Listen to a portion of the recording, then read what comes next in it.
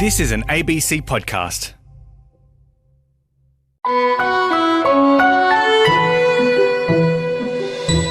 Hello, this is Claire Nichols with The Book Show. And to be honest, I am still thinking about A Lonely Girl is a Dangerous Thing. It was one of the standout books of 2020 for me. It was the debut novel of the Australian writer Jessie Tu, and it just hit me and so many other readers with its raw and brutal energy. The book is about Jenna, the lonely girl of the title. She's a former violin prodigy who is now a troubled young woman who seeks validation in sex. And I got to speak in depth with Jessie about this book via Zoom for the Perth Festival of Literature and Ideas. This was a really wonderful chat. Jessie is so frank and forthright, and we cover passion, music, racism, even Sex and the City. A bit more than I expected, to be honest. You can enjoy this conversation now. This is a special bonus episode of The Book Show. Enjoy. Hi. Jessie, there's people waving at you. Oh, hi. Look at these guys. So it's a bit unusual doing this via Zoom, but it's so great that we are able to have a festival and all be here together with Jessie. And Jessie, the title of your book, A Lonely Girl is a Dangerous Thing, seemed so appropriate in 2020, which I think for a lot of people was a year of great loneliness. So I thought we could start by maybe talking about what the word lonely means to you. I think it's something that's always changing, and I think it's the one emotion, and I'm very, very emotionally driven. I think I'm just someone who walks through the world thinking about how does this make me feel? So it's always changing, but it's changing because it's like the thing that keeps on confusing me because, day in, day out, my relationship to it, it's really the one emotion that's shaken me to the core because it seems so irredeemable. Like it seems like such a futile, useless emotion to feel lonely. And I'm trying to negotiate a better way to have the relationship with it because I think I want to live in a world where it's okay to admit to loneliness. Like I've been thinking about it lately, and I've been watching Sex and the City for the first time, and there was one episode where Carrie shames some guy she's dating because he's in a mental institute, and this was only 20 years ago, and I'm thinking I wonder whether in 20 years time admitting loneliness will be sort of no longer such a taboo, because at the moment it is, and it seems like it's when someone does say I'm lonely, it's almost oh, they're diseased or somehow it's like someone saying I don't have enough friends, or it's just something that seems very unsavory. And I think I want to try and engage with it on a level that will see it move and shift from a place of sort of unsavoriness and sort of a diseased thing that you can't control into something that people share and people experience and then talk about, I think one of the things that's clear in the book is Jenna can be lonely in a relationship when she's with someone. She can be lonely in a room full of people. Loneliness is not a physical state, is it? Yeah, no, it's totally different. I think in my life, personally speaking, the most fulfilled I've ever felt is actually when I've been by myself. And I've felt very viscerally lonely when I'm with a whole bunch of people, because to feel lonely is to feel like you're not seen, or you're not connected, or you don't feel like someone is seeing the world through your lens or understanding you. And I think it's a feeling, and it's deeply, deeply shocking to the core that a lot of people feel, but it's just not a thing that we admit to because, it's shameful and it's embarrassing, and it's also might come across if you're in a relationship with someone and you tell them you're lonely, that could rub them the wrong way as well, I think a lot of women are afraid to admit that also because as women, we're raised in a way where we have to accommodate or be compliant or care about what other people around us and their emotions. And so we often end up neglecting how we feel and sort of neglecting our own sense of self-expression, I think to a big detriment for our well-being. You came to Australia from Taiwan when you were 5, is that right? Yeah, 4.5. Four and a 5. half, which I guess is kind of a lonely experience in itself. Can you tell me about your first memories of life here in Australia? So I was one of 4. I am one of 4. I'm the youngest, which is the best position to be in. You have more freedom than anyone else. And I think we moved from Taiwan to Melbourne. So my parents and I moved us to Melbourne for a year before we moved to Sydney. And I actually just remember really happy that days. I think it was a very happy childhood. I was like very sheltered and very closed in the way that I was brought up. So I never felt loneliness. I think loneliness came to me only when I became like an adolescent, or definitely in my early 20s, when I kind of embarked on my own journey into the world and tried to penetrate myself into like the mainstream society. But like growing up as a young kid, I was very, very sheltered within my own family, because I think my parents were extremely protective. And I think that protectiveness has had long-term consequences, because I haven't known how to deal with feelings of loneliness, I guess, or like isolation. Mm-hmm. The other thing you were doing when you were a kid was playing a lot of violin. So you picked up the violin when you were 9. Why the violin?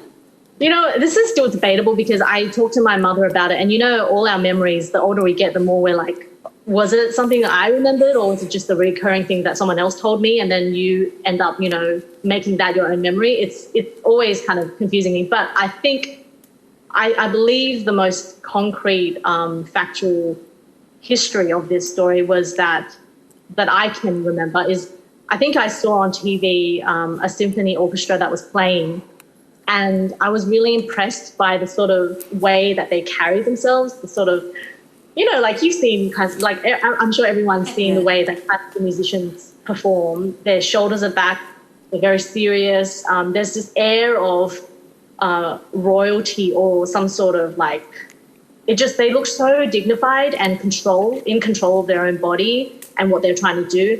And I remember like turning to whoever was with me. I don't actually remember who it was. And I said, this looks really cool. It was the violin. And then someone else told me, maybe that I went to school the next day, and a teacher told me the violin is the hardest instrument in the world. And immediately when I heard that, I was like, okay, I'm doing that. I'm doing the hardest. Because I think my whole life, and I still struggle with this as an adult woman, I feel like if I don't do something really impressive objectively with my life, I'm not valid, I'm not worthy. Like, I feel like I have to achieve something. It's like a very insecure overachiever kind of trait that a lot of millennials go through these days. You feel like inherently you're not worth anything. So you have to do something above and beyond in order to impress people. Mm. And I think that's like, I don't have kids, but if I ever had a daughter, I certainly wouldn't want her to have that kind of attitude in life. But it's certainly what drove me my whole life to achieve and continually achieve and work hard, because I have this idea that if I don't make myself into this incredible person, I won't be seen by the wider world, because, you know, I grew up watching TV where there was no Asian faces whatsoever. And when you have that stunning absence, you feel like you don't exist. Like, I know that this conversation about representation has been going on for decades and people are tired of it, but I won't ever stop talking about it, because it really does have an impact on you. And you don't really feel it unless you have been in a body that's marginalized your whole life, you know? It occurred to me just then when you were talking about wanting to achieve that I'm really glad you wrote such a successful novel. But also, Jenna needs the applause. She needs the fame. I think there's one point where her teacher says to her, you can choose fame or you can choose happiness. And she kind of goes for the fame. And I wondered if there's a bit of that in you as well. Like, you want to be the best, but you also want the applause. You want the adoration. Yeah, and I don't think I'm afraid to admit that. I think that I remember, like, I had a friend who was like, I don't know, maybe it was like a movie where maybe the movie Troy, where someone asks the male character, like, do you want to go into battle and die and then be remembered forever, or like just go home to your family? And I was always of the former, because like, again, like insecure overachiever. Like, I feel like I'm not worthy unless I've done something like big in my life.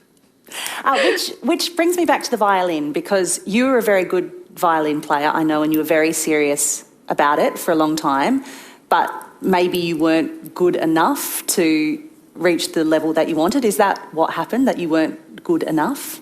Yeah, I was very, very, my technique, like the foundations were very, very not there, I'd say. Yeah. Nice way of putting, like, I was not very good. Yeah. I pushed myself a lot in a lot of physical ways. Like, I would practice for 6 to 8 hours all through university. And like you realize, like I realized that, I think I wouldn't say it was because I started at 9, because there are plenty of amazing people who started quite late in their lives and they're technically brilliant, but I just never had that foundation. And I think it just got to a point where I was physically unable to do what I wanted to do with my fingers and the bow and everything. While you were playing as a child, you were also interested in prodigies, child prodigies. What was your interest in these people? I think because I wish I was one of them. Like, I wished I was special. And I'm not. I'm like the least interested, like, special person in the world. I'm like, I love, like, thinking often about my life celestially. Like, I love looking through a telescope and realizing how tiny we are, because I know I'm just one of a gazillion people and I really have no significance in this world. And there's something really liberating about that feeling. And but I think deep down I wish I was born with some sort of innate talent or prodigiousness to music, because it's so impressive, right? Like, what could be more it's almost like the same wish that I was born to look like Cindy Crawford or, Gigi Hadid, like someone who's like really beautiful. And so like she can just walk into a room and then immediately capture everyone's attention.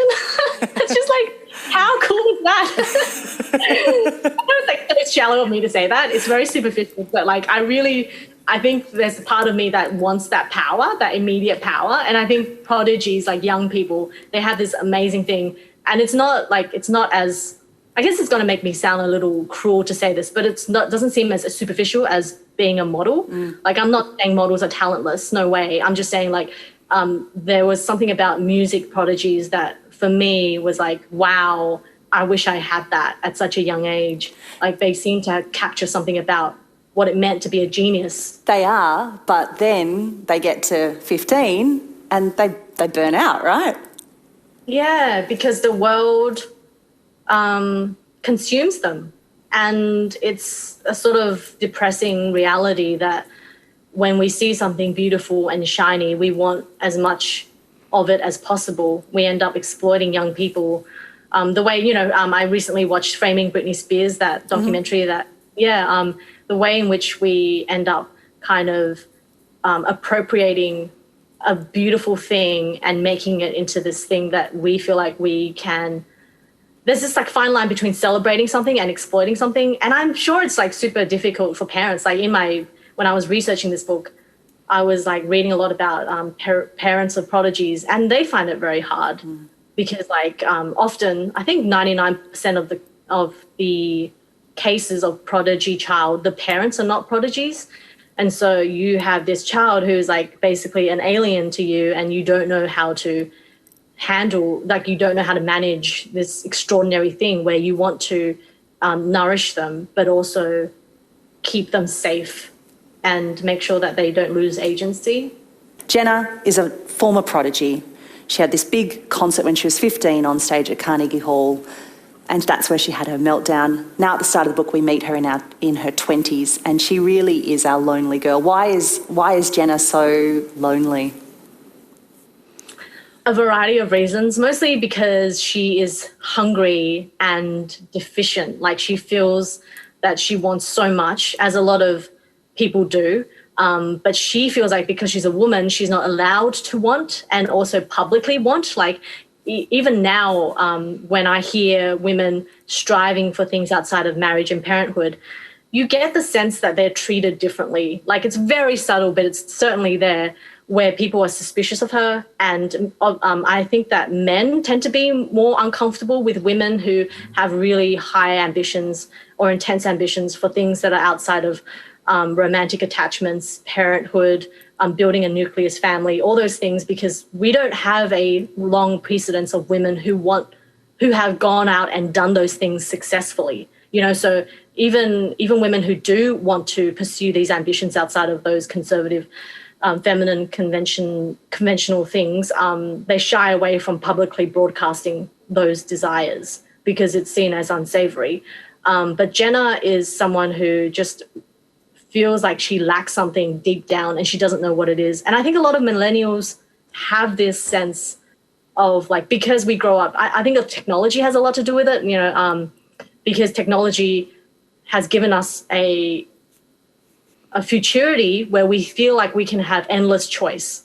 And, there's the choice paralysis, despair, I think. It's a really big despair where you feel like you can choose between a gazillion different types of food or partners or lifestyles, and yet deep down we still feel like we lack something because we don't know I don't think we know how to suffer as a society.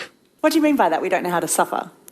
Well, you know how in the last year alone, there have been countless corporate well-being apps and programs. It feels like every single corporation has tried to make their employees we're looking after you by giving you a masseuse in the office, or giving you free food vouchers or free drinks on Fridays or whatever, and we'll pay for your Mindful app, which costs $100 a year.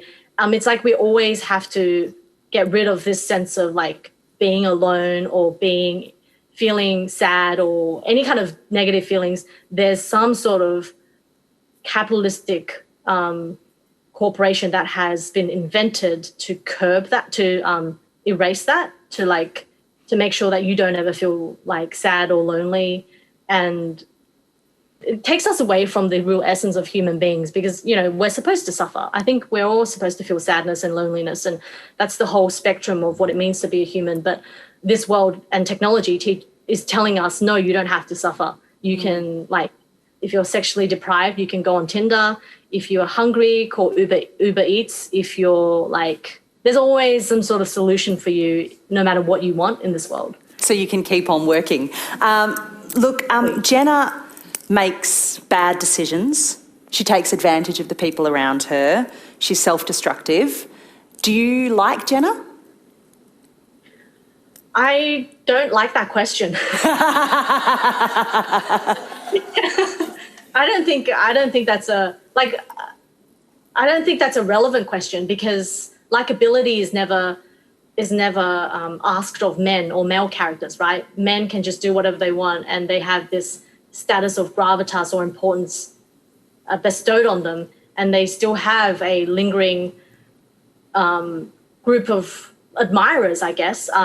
It's almost like men assume a certain level of love and attention from women and the people around them, no matter what they do.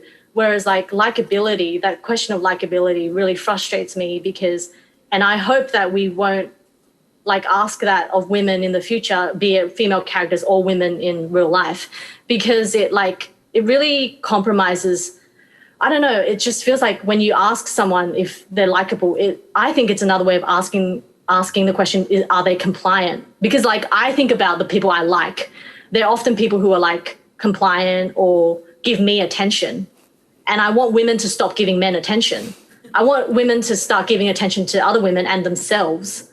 And for that question of likability to no longer exist, because I just think it's doesn't let us reach our potential.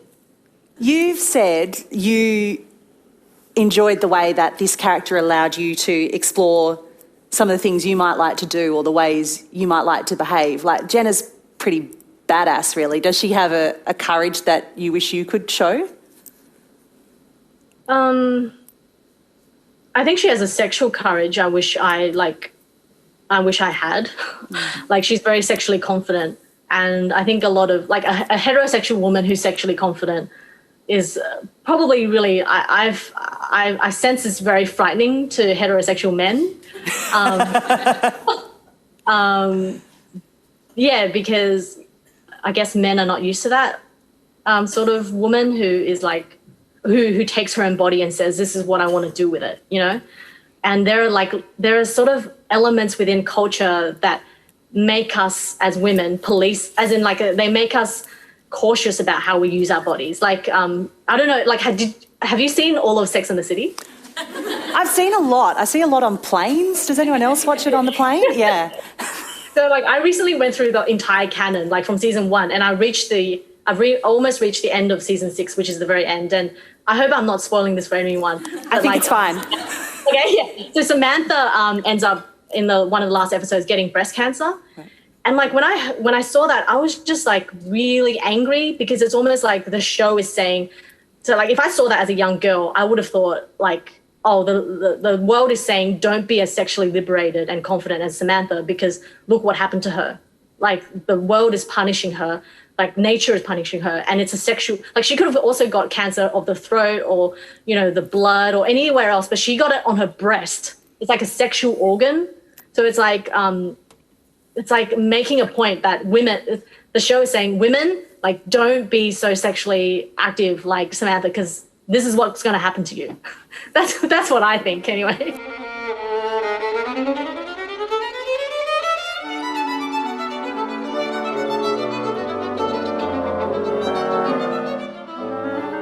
You know, you were talking earlier about her being a courageous heterosexual woman and that being unique, but what about the fact that we have an Asian female character here who is a sexual person? That's got to be a rare thing, right? Asian sexual person telling her own story. Yeah. The rare thing. Yeah, because most of what I consumed when I was growing up in Australia was Western media, right? Like movies from America. And whenever there is that one or two Asian woman, she's always sexualized and infantilized. The tiny Asian body, you know, is such a thing. And I really wrote this book as a way to channel my anger, because I'm so angry all the time, and I want to like do something useful with that anger. And so I never saw an Asian woman who was like really gutsy and unapologetic, not apologizing for whatever she wants, and then like writing this character on the page. But I think like since the publication of the book, I've realized that like a lot of sexism and like kind of policing of women's bodies, this like sort of inherent misogyny that we have really comes out through the different reactions I've had, or responses to the book I've had, which is super interesting. What kind of responses? She's totally unlikable. That's like the first thing people say. I hate her. Like I'm not interested in that, like whether you like her or hate her. I want you to talk about why you hate her and then try and unpack those reasons and start a conversation around that, I think, is more interesting. Yeah, and that's so exciting that that's what we get to do here today. The sexual interactions she has are often dangerous, risky, sometimes destructive, sometimes humiliating. What does she get out of it? I think because she's a young woman, and this is not to patronize or condescend on her, but when you're young, you do a lot of things to feel powerful. So I think I know in my own history that I've reached for sex the way that men often reach for sex as a rite of passage. Like, you know how teenage guys, I'm not saying all teenage guys obviously do that, but do this, but like, let's just say typically they'll say, oh, how many women have you slept with? As though like the more numbers you accumulate, the kind of the higher your status is as a man, like the sort of,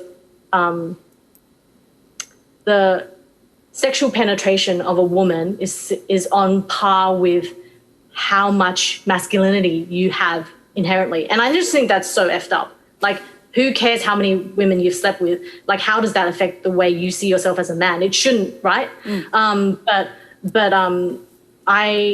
I think she wanted to see like what would it be like if I did go and like do all these things that society has told me will make me feel better. Because, you know, when I think the lesson I've learned growing up watching the stuff that I've watched from America is if you're lonely, have a lot of sex. Like, you need like physical intimacy like that athletic corporeal activity to make you feel like you're seen or like that you're not diseased. Because I think like when you feel lonely, you feel like nobody wants to be your friend and you don't feel loved or accepted.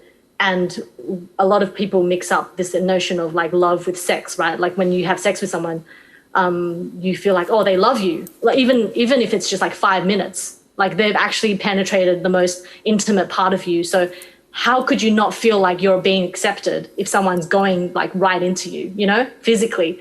And I think she is deluded into thinking that having sex is going to make her feel powerful and seen and loved. But of course, as a lot of us find out after we reach for sex if we're lonely, it never really cures what's deeply at the core of why we feel lonely. You use the word power there, and she talks about power in sex, and I think she thinks a lot of the time she's getting power from these sexual encounters, but as a reader, I'm thinking she's actually giving the power back to the men a lot of the time. Yeah, totally. There's a lot of the mechanisms in which the society has taught women is like mechanisms for happiness. Like if you ask a woman like what's a happy life, they'll say children, marriage, right? All these things, or like romantic attachment, all these things have been taught to us. And I feel like in my life, all the things like buying a house and like getting a partner and getting children or publishing a book, all these things that people tell you, oh, that will make you happy. Every time I've achieved those things, it's never made me happy. Like I'm just someone, maybe it's something like some defect inside me, but like all those things that people tell me to reach for that will make me satisfied have never satisfied me at all. And so like I wanted to explore that and ask myself why. Because I'm sure I'm not the only one. I think there are other people out there who have like got married and had children and then realized later it was actually just insecurity. It was actually just I was afraid of what people would say about me. It's often like it's with heterosexual couples, they enter into relationships because of the status. I want to talk a bit about Jenna's relationship with Mark. That's the key relationship she has in the book. He's an older guy, so she's about 23, he's 40. Can you introduce us to Mark? Just paint a picture of this guy. Mark's basically a Wall Street guy. Really, as simple as that, right? He's like, he is someone who has, like a lot of men, straight men, found power through money and status and everything that comes with, you know, like good clothes, good apartment, good, nice car. And as a young woman, I think young women find this very alluring because it's like something that we want for ourselves, I think, some of us anyway. And then she wants to be closer to that sort of power because in our capitalist society, that sort of status and power is revered in a way that nothing else is, you know? And I think I wanted to really challenge that because I think I just wanted to make fun of Wall Street guys. He has a cufflink collection. He has another girlfriend. He says he likes TAGs. What's a TAG? Tiny Asian girls. Horrendous. And it's an awful relationship. I mean, he's forceful, he's domineering, he's abusive. He's not kind to her, but do you think Jenna feels like she deserves a loving relationship? I think she wants a loving relationship, but I think at that point in the book, she doesn't feel like she deserves it. And it's not something she would admit to herself because she's not self-aware, and nobody is self-aware when they're 22, right? But it's like a lot of us, like we get into relationships and we receive what we feel like we deserve. And so I think because she's so deeply inadequate and her self-esteem is so dire, so low, that she feels like this is what she deserves. And it's like validating to her. You know, it's like the world is validating her own sense of self, which is super destructive. But it's hard for women to overcome that because, you know, little girls grow up with messages thrown at them everywhere where they're told, like they're policed in so many subtle ways. and your whole life you're trying. It's just so exhausting to be a young girl and then to grow up to be a woman, because you like are constantly trying to meet up to these different standards set by men. You know, I was reading the book and it does make you think about the choices you made in your 20s, the person you dated in your 20s, that you look back and go, what was I thinking? And there's a lot of women in the room and there's a lot of heads nodding. What have the conversations been to people who've come to you after reading the book? Have people identified maybe not a Mark, but someone a bit like a Mark, that relationship that they look back and go, God, what was I doing? I think the conversations I've had have just been with friends, and none of them have told me, have expressed those sentiments you've just shared for whatever reason. I don't know. I guess I was the only screwed up one. Maybe. No. But like on Instagram, I'm barely on Instagram. I check it like maybe once a month. But I have had really nice messages from young women saying like, I completely see myself in the character of Jenna. And a lot of them were white women, and which was really nice because I thought that I was only writing for Asian women. So it's really nice that I've reached different audiences, I guess. Yeah, I think part of the problem is that I think still today when we talk about sex and relationships, there's still this taboo. It's still a bit embarrassing. And even with, you know, your closest friends, you don't really talk about the intricacies of what's happening in the bedroom and the politics that are at play there. And I wonder if we talk to each other a bit more about these sort of things, people wouldn't find themselves in those dangerous relationships. Maybe. I think to that I would say I love that idea. Yeah. For me, I think I would say if we talked about more intimate things that happen in the privacy of a bedroom more, we would feel less lonely. I would definitely think that less of us would feel like we're the only ones experiencing whatever problems we have.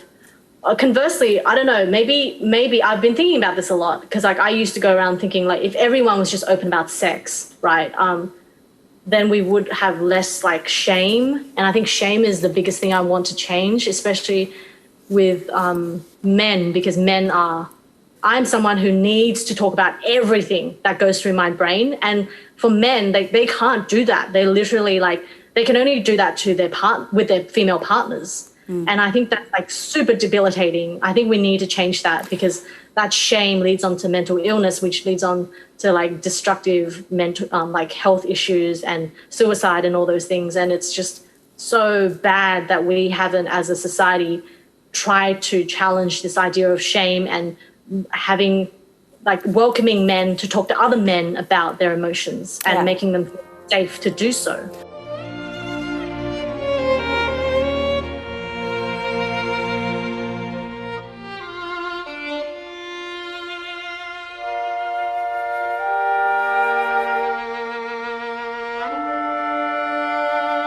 I did want to talk about sex and music. It's striking to me there's a scene where Jenna's on stage playing in a quartet and she and the other female performer are in these like slinky dresses and they've got the slits up to the thigh so when they sit down it opens up and everyone can look. And the guys are in a full suit. Can we just talk a little bit about how women are often sexualised in the world of classical music? Yeah, I would say it's they're sexualized. I mean, obviously, they're sexualized everywhere. But within classical music, you still, I think, as a performer, you still need to be physically of a certain type, and you still need to capitalize on your body, especially if you're a woman. And like the bottom line, if you're a performing artist, is to make money, right? So that you can keep doing what you're doing. But to make money, the world wants to see a beautiful young body that is performing on that violin or on that piano, right? Like I've seen in the last 20 years, these up and coming, really young, flashy classical musicians, and their videos and their album covers are all extremely sexualized. And it's like we have tried to make classical music more titillating. And I understand why they do that, because they want to make money. But, you know, I don't know if you can separate those two things, because I haven't thought of like a better way. not like I haven't thought of a better way. Like I haven't really, I can see that nobody has come up with a better way to like make money out of women, I guess. And yeah, it's really, obviously it's messed up, but it's just a double standard. Yeah. I guess the classical music world in particular is a world that is still largely dominated by old white men. And even when you think about the masters of classical music, you're thinking of Mozart, Beethoven, Brahms. After I spoke to you last time, I went to my parents' house. My dad has this record collection that got sent out, and it's actually called The Great Men of Music, and it's like a 26 album collection, which I just thought was amazing because, I mean, women aren't even a factor there. But the fact that we have these masters that we revere and they are all white men in this world, does this mean that from the top down you've got this inherently kind of sexist culture?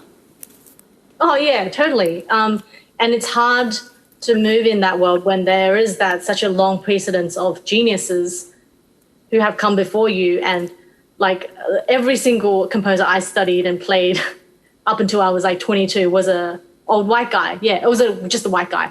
They were young, like Mozart's young. I started to think about this recently, like how much easier my life would be if I was born in a straight white male body, because just look through the history books of any topic around the world, not just classical music, but like there's someone who looks like you, like at least closer in proximity and in appearance to you, who has done amazing things. You know, like I can't think of an Asian woman who has like composed a symphony or like a violin concerto. And so like if I wanted to do that, it would just be like, I don't know, it'll be harder. People would receive me differently because there's no precedence of that happening. You know, there's not that incredibly long lineage of people who look like you who have done that. So it's just, it's so hard. I do wonder if classical music will just go on forever in the way that it has for the last 500, 600 years. I do not worry, but I do wonder if it will just keep going on the way that it has into the future, which is kind of depressing to think about.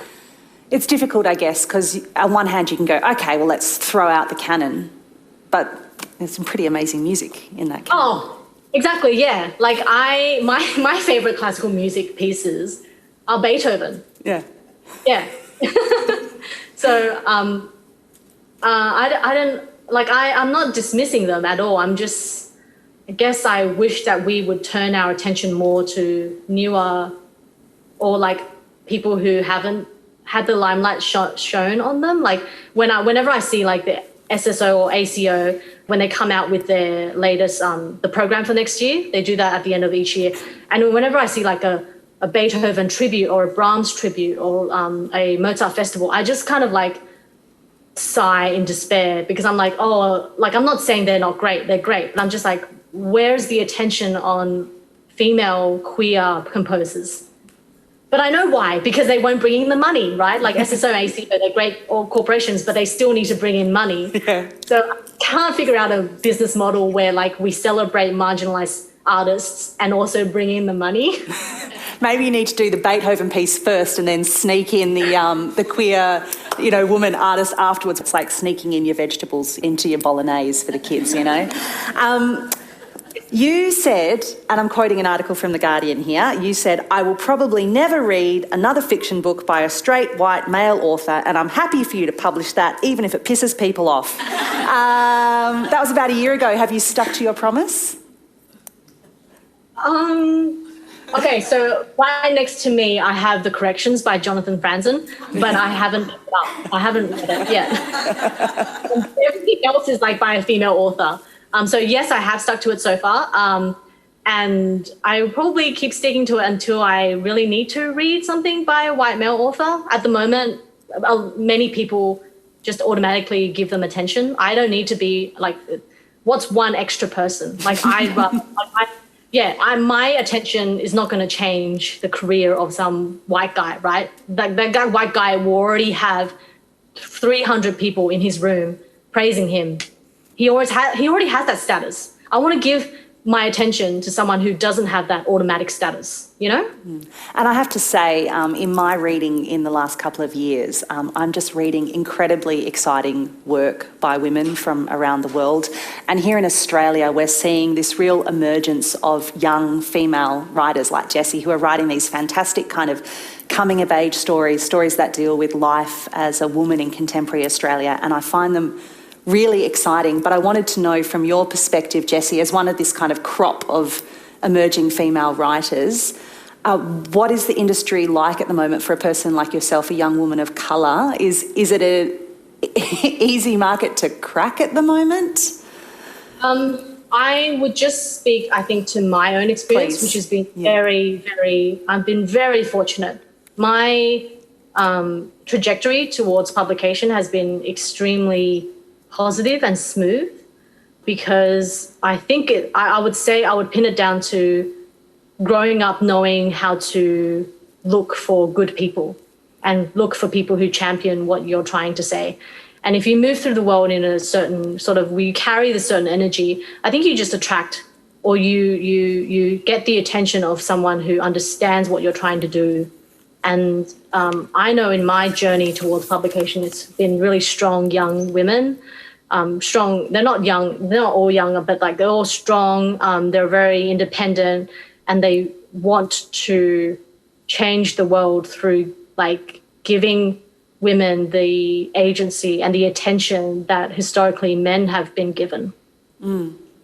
Jessie, I'd love to learn a little bit more about your path to writing and publication. If we go back to little Jessie playing the violin, were you writing that whole time as well?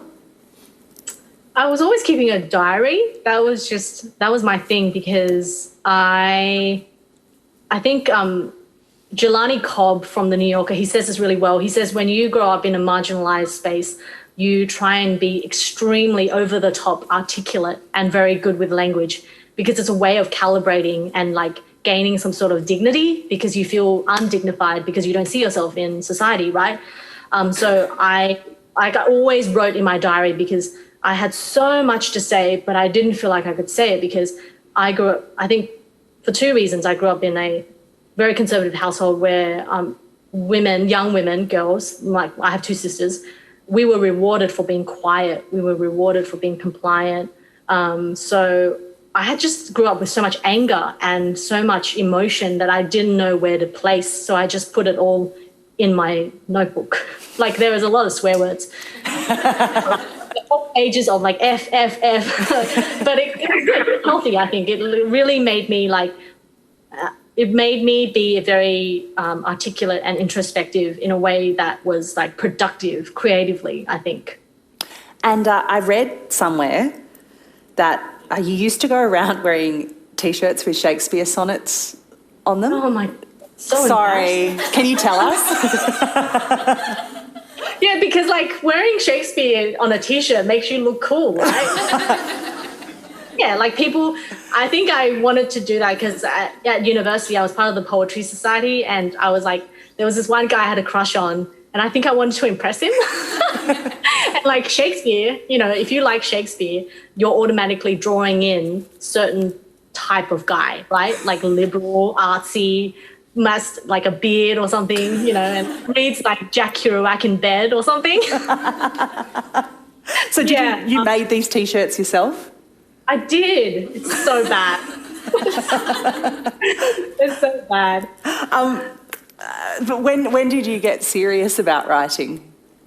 I would say maybe 2016. And I can tell you exactly when it was. It was like one moment. And I hope like whoever's listening out there will really take this on board. Like, and it's like a lesson in like women supporting other women. So it was like this one moment where I had two colleagues. I was working at a boys' school in Sydney. I was a teacher for many years.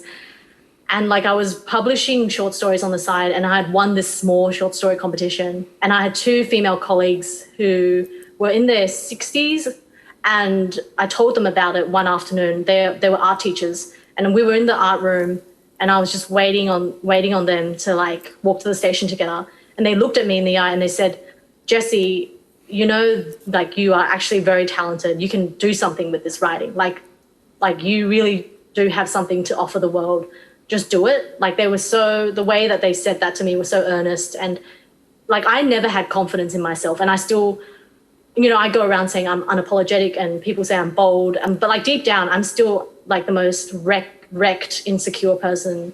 I still feel deeply like ineligible for many things that just come naturally to people. But to hear that from, and they were white women, by the way. I don't know if I should unpack that. I still haven't unpacked that. But there were 2 white women who said this to me, and it made me feel like legitimate to hear that from 2 white women, to say, you have something to offer the world, just do it. And so that gave me enough confidence to start like sending my stuff out, which then ended up being like, picked up by an editor at a publishing house. Oh, it's fantastic.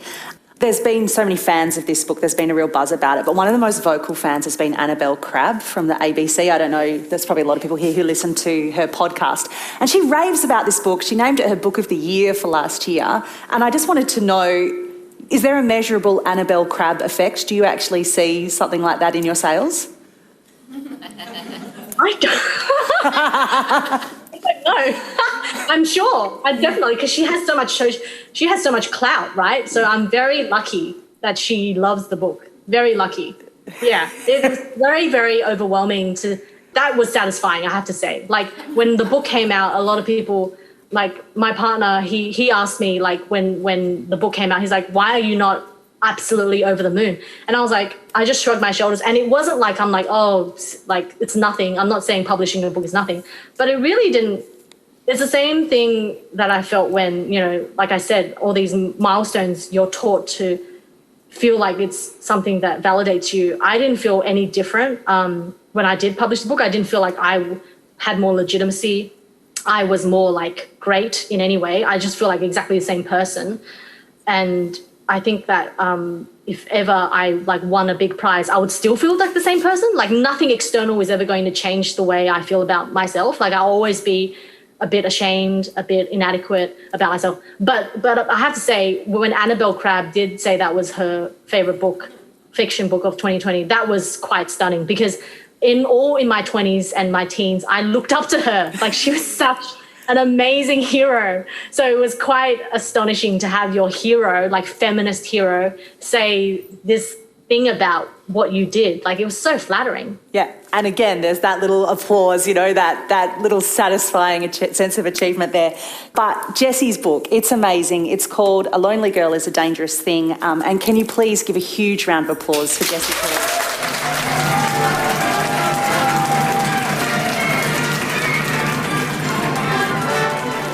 That was Jessie too at the Perth Festival of Literature and Ideas. I'm Claire Nichols, and I'll be back with a regular episode of the show on Monday. Talk then.